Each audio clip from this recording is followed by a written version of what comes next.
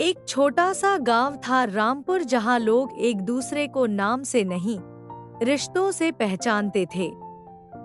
और इसी गांव में रहती थी अनीता, पढ़ी लिखी, संस्कारी और आत्मसम्मान से भरी हुई एक बहू।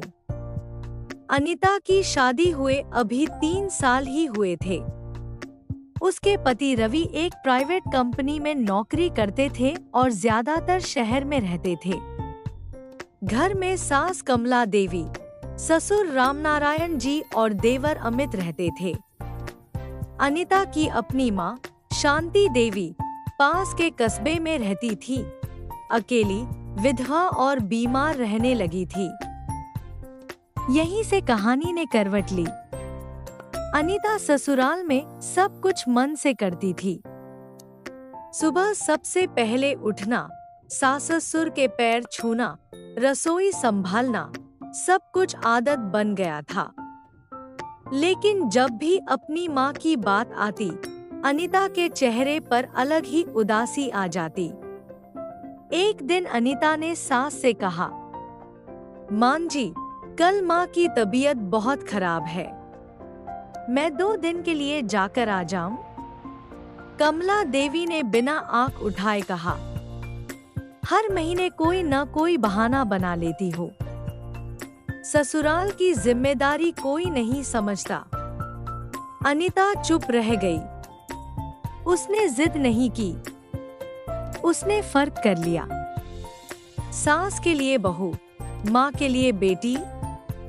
सास के लिए अनीता हमेशा उपलब्ध थी, लेकिन माँ के लिए समय नहीं है, रवि नहीं है, घर में काम है। धीरे धीरे अनीता ने खुद को समझा लिया कि सास का घर मेरी जिम्मेदारी है, माँ का घर मेरी मजबूरी। लेकिन क्या रिश्ते ऐसे तौले जाते हैं? माँ का टूटता हुआ दिल। एक दिन शांति देवी ने खुद अनीता को फोन किया। आवाज कांप रही थी, बेटा, दवा खत्म हो गई है, अगर हो सके तो। अनीता ने बात बीच में ही काट दी। अभी नहीं आ पाऊंगी माँ, मांझी नाराज है। फोन के उस पार कुछ सेकंड सन्नाटा रहा। फिर बस इतना कहा गया, ठीक है बेटा, भगवान भला करे। फोन कट गया, लेकिन माँ का दिल टूट गया। गांव की औरतें अक्सर कहती, अनीता तो बहुत संस्कारी है, सास को माँ से भी ऊपर रखती है। ये बातें अनीता को गर्व देती थी। उसे लगता था वह सही कर रही है। लेकिन सच्चाई ये थी कि वह एक रिश्ते को निभाते निभाते दूसरे को भूलती जा रही थी।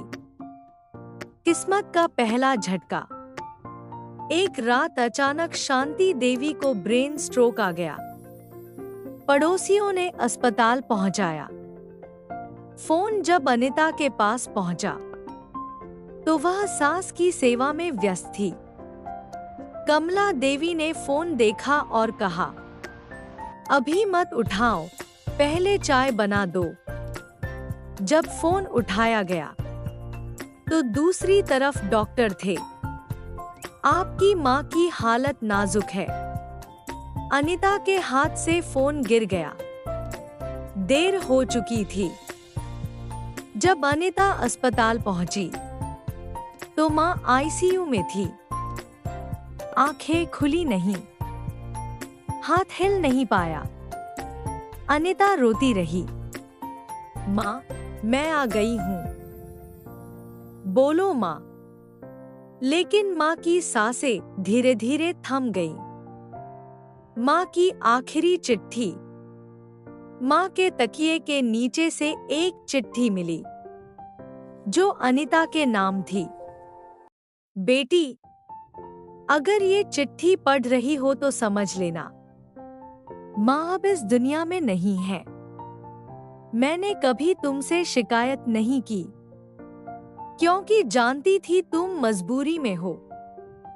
बस इतना याद रखना, सास भी माँ होती है। लेकिन माँ सिर्फ माँ होती है।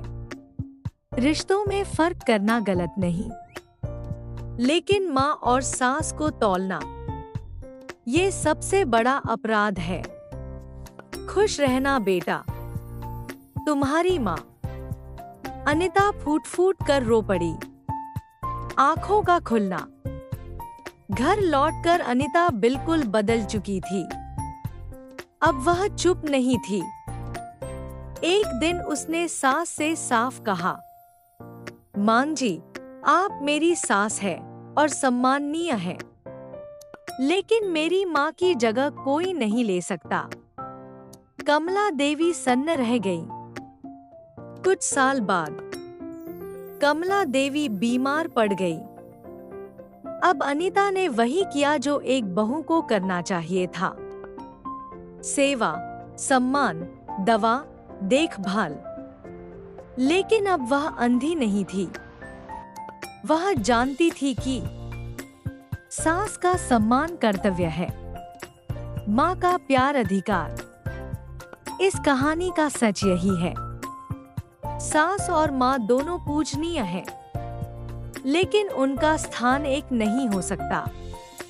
बहू के साथ साथ बेटी का दायित्व भी निभाना होता है। माँ जन्म देती है, सास जीवन सिखाती है। दोनों जरूरी हैं।